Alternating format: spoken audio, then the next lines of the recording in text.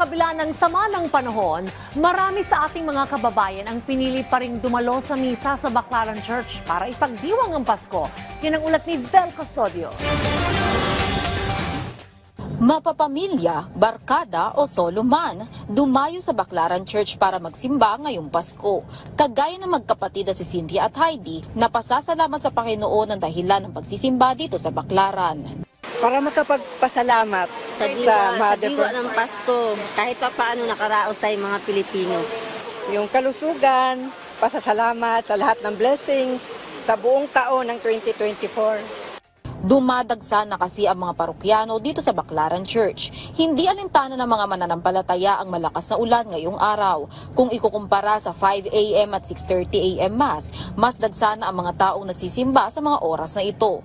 Pinangungunahan ni Reverend Father Kenneth Dan Galamaso ang unang misa para sa Pasko na pagsilang. Sa homily, sinabi na kailangang may aksyon o may ginagawa tayo para makamtan ang tunay na kasiyahan na bigay ng Diyos. Faith without action is dead. Nagbigay din ng mensahe si Reverend Father Galamaso ngayong araw ng Pasko. Sa araw ng Paskong ito, hindi lang sana tayo naging mga tagapagdala ng mabuting balita.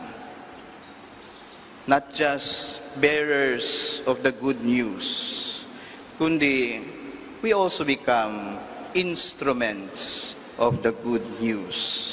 Mga instrumento ng mabuting balita ng Diyos. Kagabi naman, bago ang misa ng salubong ng Pasko, nagkaroon muna ng skit na nagpapakita ng pagmamahal sa pamilya at pag-asa.